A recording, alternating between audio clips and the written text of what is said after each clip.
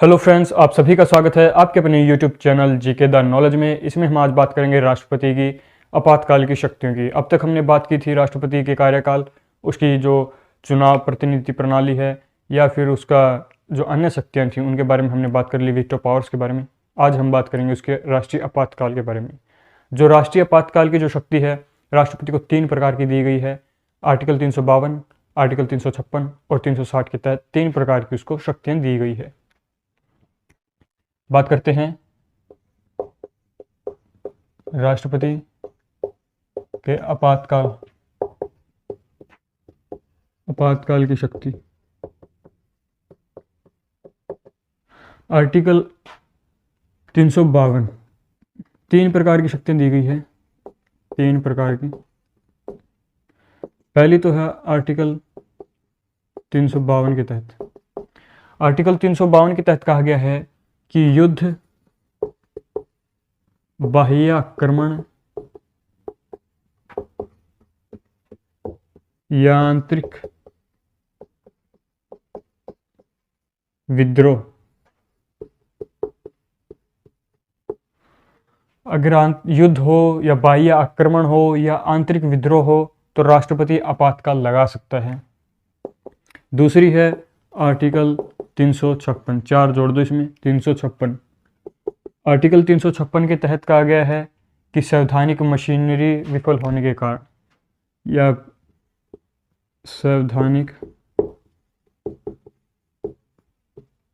Machinery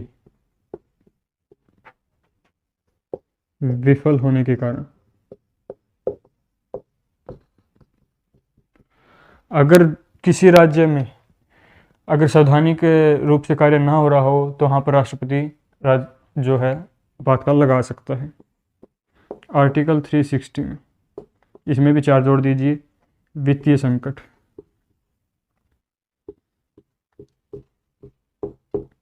वित्त संकट, ये 3 प्रकार की जो है शक्तियां दी गई है राष्ट्रपति को। 3 प्रकार की, 352, 356 और 360। आइए अब इनके बारे में डिटेल वाइज बात कर लेते हैं। आर्टिकल 352 352 के बारे में बात करते पहले।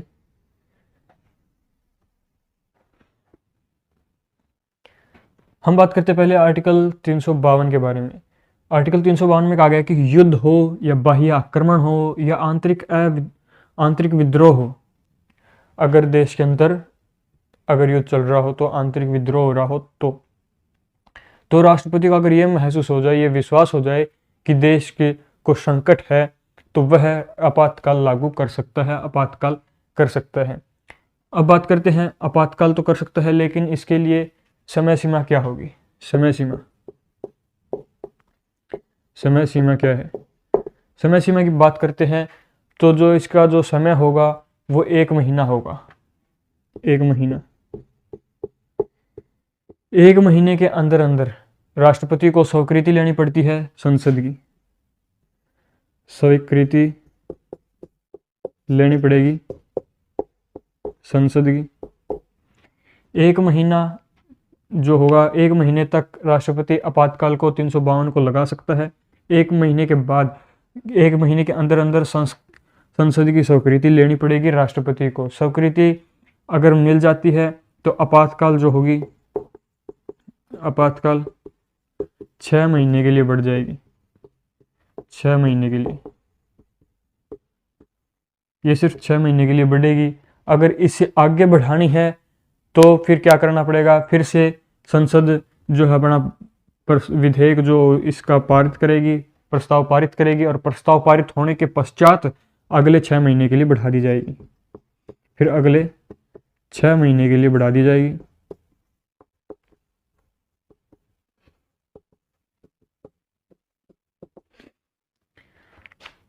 फिर 6 महीने के लिए बढ़ने के बाद उसको ये जो आपातकाल लगेगी 352 युद्ध या बाह्य आक्रमण की, इसमें जो है कोई भी मतलब सीमा नहीं इसकी कि कब तक लगेगी, या निश्चित काल तक चलती रह सकती है। जब तक देश के अंदर ये खतरा उत्पन्न रहेगा युद्ध का, बाह्य आक्रमण का, तब तक ये लगती रहेगी।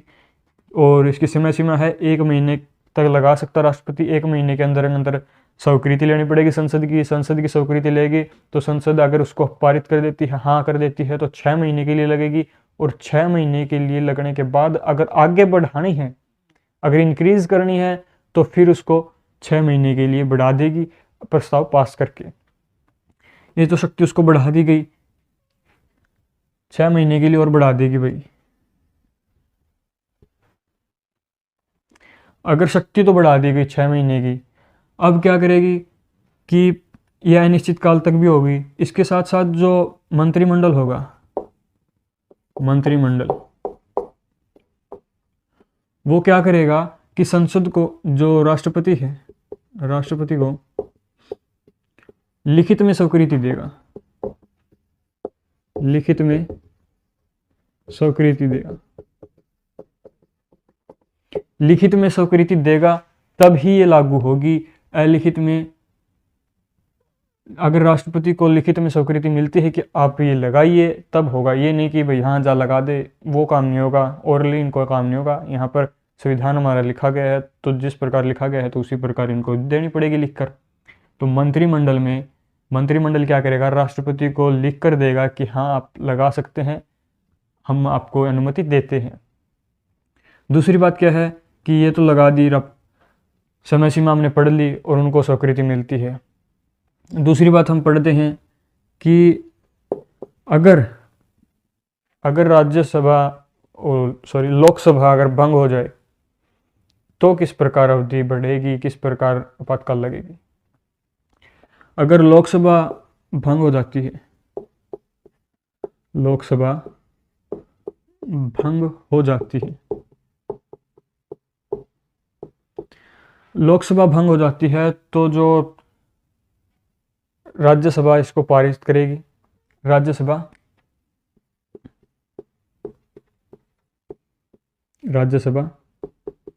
पारित करेगी, मतलब अवधि को बढ़ाएगी। राज्यसभा जो है अवधि बढ़ा देगी। लोकसभा अगर भंग हो जाती है या फिर समाप्त हो जाती है 1 महीने के अंतर्गत, अगर समाप्त हो गई, भंग हो गई, तो राज्यसभा क्या करेगी, इसको बढ़ा देगी। इसके साथ साथ क्या करेगी कि जब नई लोकसभा बनेगी, नई लोकसभा बनेगी तो क्या करेगी, 1 महीने के अंदर अपने जो पहला अधिवेशन होगा, पहले अधिवेशन के 1 महीने के अंदर अंदर उस प्रस्ताव को पास करेगी। अगर वो प्रस्ताव को पास नहीं करती तो आपातकाल समाप्त हो जाएगी। तो जो आपातकाल है समाप्त, आपातकाल समाप्त हो जाएगी अगर लोकसभा पास नहीं करती, नई लोकसभा अगर उसको पास नहीं करती। इसके बाद मैं बात करता हूं, अगर लोकसभा पास नहीं, अगर युद्ध घोषणा से पहले समाप्त हो जाए, मतलब कि जो युद्ध है वो अवधि से पहले समाप्त हो जाए, युद्ध अवधि से पहले समाप्त हुए,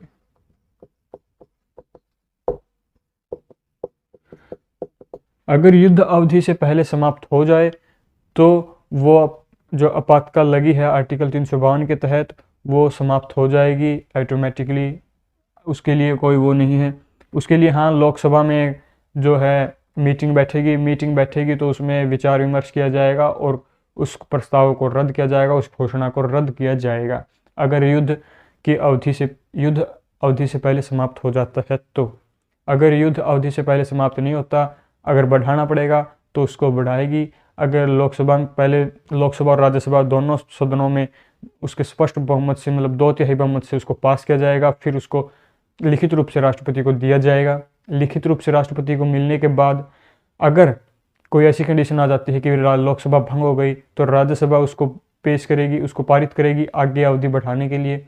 और पारित करने के पश्चात जो नई लोकसभा बनेगी, नई लोकसभा में क्या होगा कि 1 महीने के अंदर अंदर उसको प्रस्तावित को जो पास करेगा। अगर प्रस्ताव पास नहीं हो पाता है तो उसको जो आपातकाल उसको समाप्त कर दिया जाएगा। अगर युद्ध अवधि से पहले समाप्त हो जाता है, युद्ध अवधि से पहले समाप्त होता है तो जो लोकसभा में प्रस्ताव पारित किया जाएगा और प्रस्ताव पारित होते ही एक सामान्य बैठक होगी और पारित होते ही जो हमारा युद्ध की जो घोषणा की गई थी आर्टिकल 352 के तहत वो समाप्त हो जाएगी। अब बात करते हैं इसके अंदर कि अब तक कितनी बार आपातकाल लग चुकी है।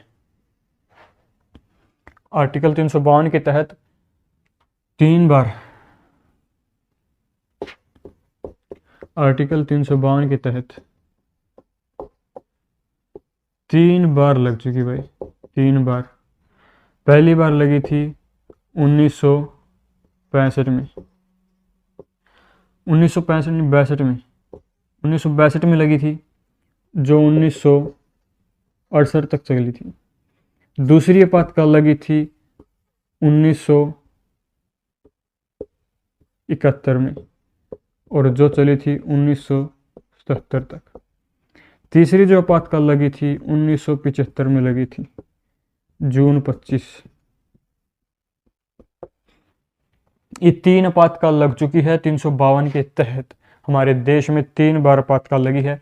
1962 में जब भारत चीन का युद्ध था, भारत चीन, भारत पाक, 2 युद्ध हुए थे इसके अंतर्गत, भारत चीन का और पाक का, 1962 में और 1965 में, जो 68 तक चली थी।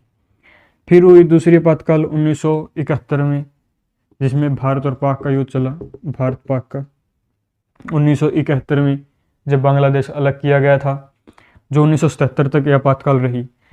जो तीसरी आपातकाल थी वो आंतरिक विद्रोह के कारण हुई थी, आंतरिक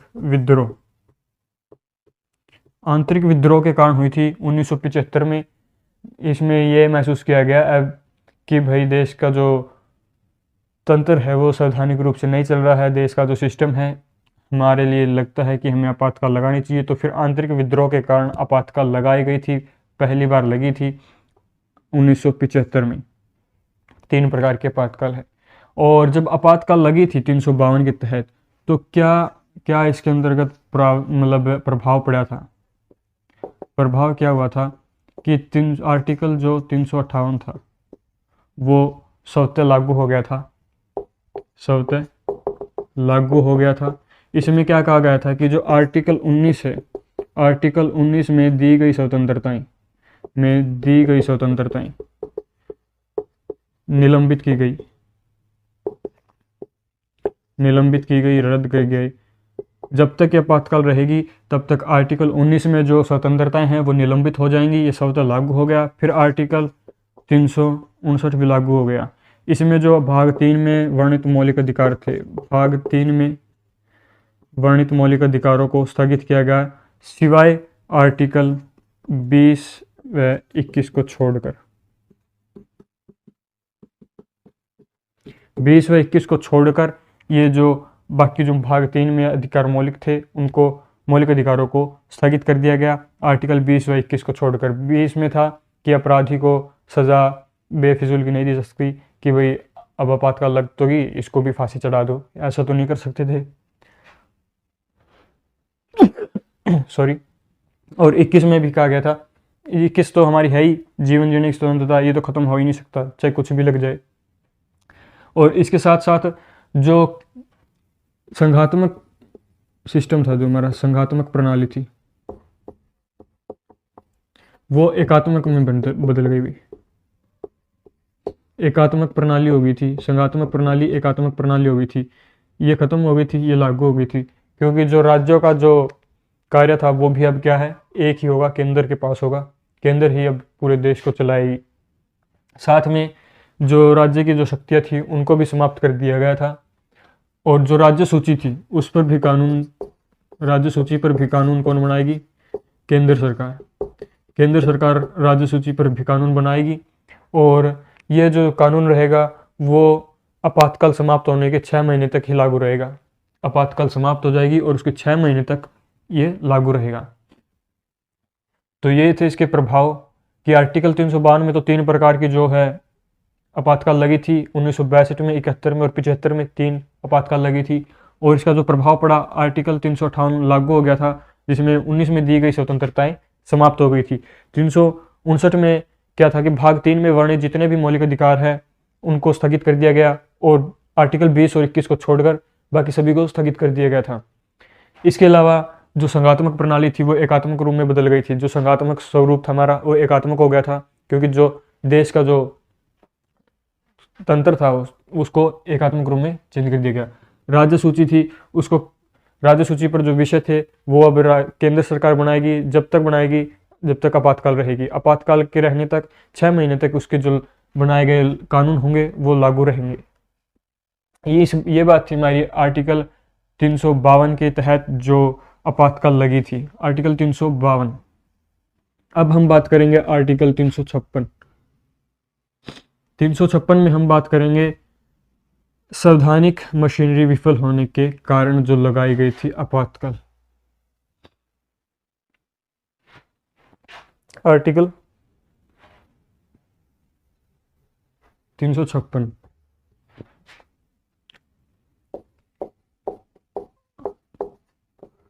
आर्टिकल 356 संवैधानिक मशीनरी विफल।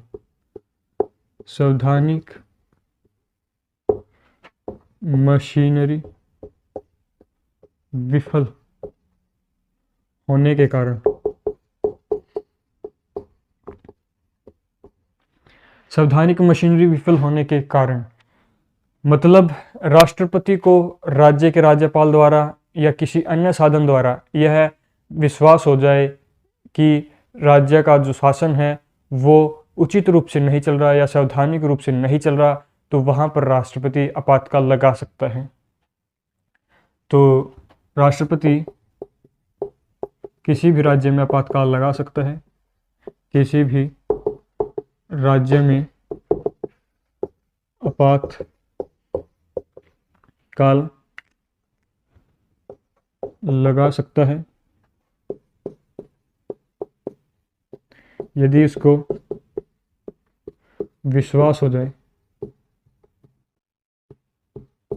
विश्वास हो जाए कि वहाँ का या उस राज्य का शासन संविधान के अनुसार नहीं चल रहा, संविधान के अनुसार नहीं चल रहा।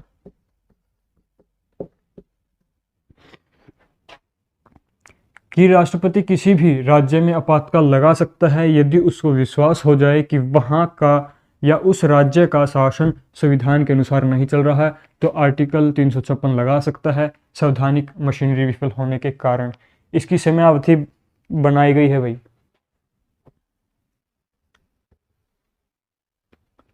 इसकी जो समयावधि है, समयावधि की बात करता हूं मैं, समयावधि वो 2 महीने की है।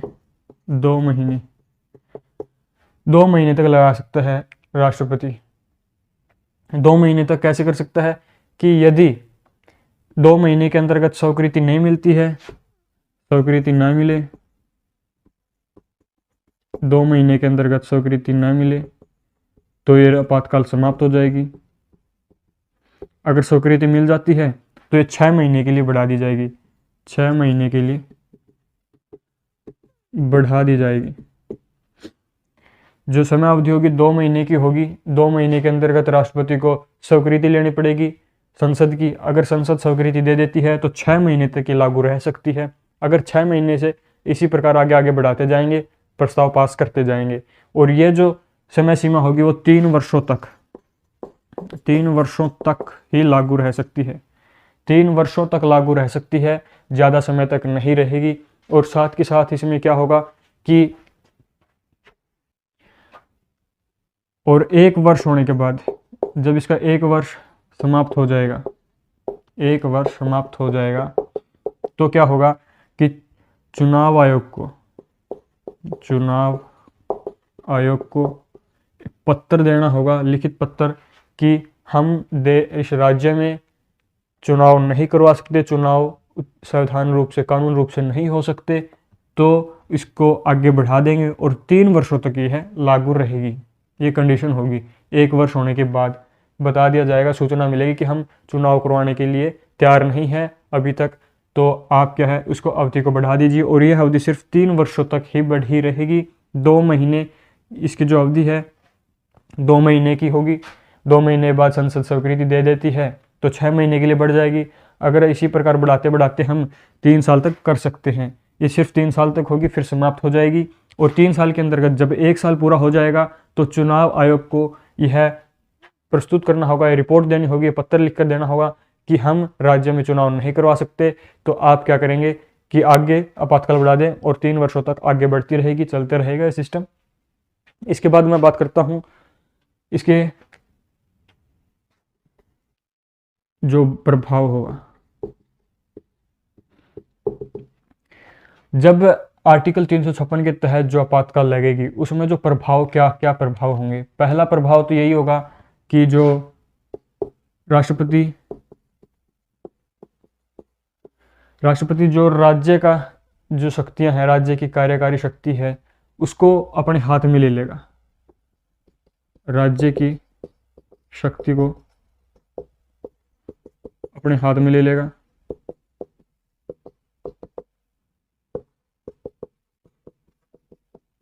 पहला पॉइंट यही है कि राज्य की शक्ति को अपने हाथ में ले लेगा राष्ट्रपति। अगर राष्ट्रपति या तो अपने पास रख सकता है या किसी अन्य राज्यपाल को दे सकता है या फिर किसी अन्य अधिकारी को दे सकता है राज्य की सत्ता, राज्य की शक्ति। दूसरी बात क्या होगी कि जो राष्ट्रपति होगा वो विधानमंडल को भंग कर सकता है। राज्य विधानमंडल को भंग कर देगा। राज्य विधानमंडल को भंग कर देगा राष्ट्रपति आर्टिकल 3 के तहत। और जो बजट होगा वो राज्य का जो वित्तीय बजट होगा उसको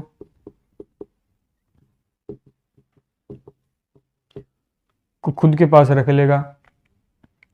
राज्य के वित्तीय बजट को खुद के पास रख लेगा ओवरऑल। और लेकिन इसके अंतर्गत एक बात है कि जो संसद, जो हाई कोर्ट होगा, हाई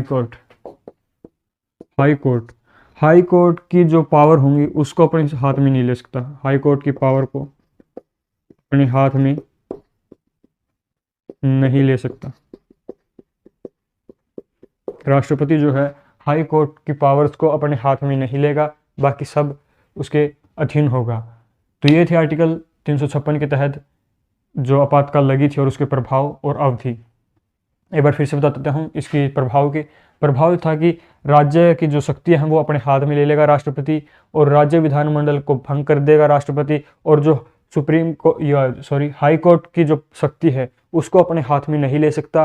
और 3 वर्षों तक हम इसको बढ़ा सकते हैं। 3 वर्षों के साथ आगे 1 वर्ष के अंतर्गत अगर 1 वर्ष से अधिक लग जाती है तो चुनाव आयोग को बताना पड़ेगा कि हम अभी चुनाव नहीं करवा सकते, कृपया कर आप कुछ समय के लिए इसको और बढ़ा दें। इसके अलावा अब तक कितने राज्यों में आपातकाल 356 के तहत ये लग चुकी है, किस किस राज्य में लगी और किस किस राज्य में नहीं लगी, इसके बारे में देख लेते हैं। तो इसके बारे में बात करते हैं।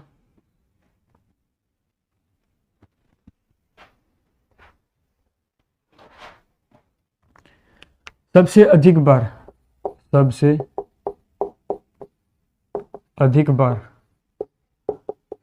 बार लगी है भाई यूपी में, उत्तर प्रदेश में लगी है। अब तक 10 बार लग चुकी है भाई उत्तर प्रदेश में। दूसरे नंबर पर लगी है बिहार में 9 बार। उसके बाद मैं बात करूं पंजाब, असम, मणिपुर, उड़ीसा, यहाँ पर लग चुकी है 8 बार। सबसे ज़्यादा यूपी में लगी है 10 बार, बिहार में लगी है 9 बार, और पंजाब, असम, मणिपुर, उड़ीसा में लगी है 8 बार। लेकिन सबसे पहले लगी वो लगी थी पंजाब में भाई। पंजाब में सबसे पहले लगी, और सबसे लंबी लगी थी पंजाब में। और 2 ऐसे राज्य हैं, 2 राज्य जहां अभी तक आपातकाल नहीं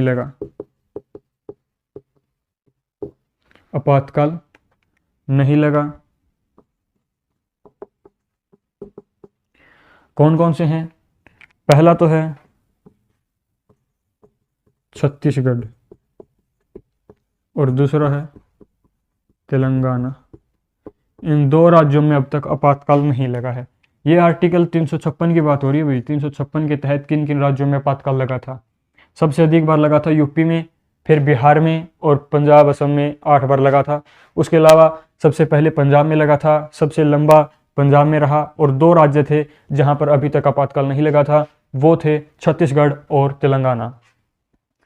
ये थी हमारी आर्टिकल 356 की आपातकाल। अब बात करता हूं मैं आर्टिकल 360।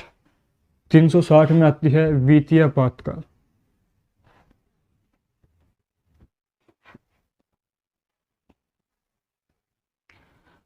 तीन सौ साठ आर्टिकल वित्त आपातकाल। सबसे अच्छी बात यह है कि अभी तक देश में नहीं, किसी अपने देश में नहीं लगी भाई। देश में अभी तक नहीं लगी।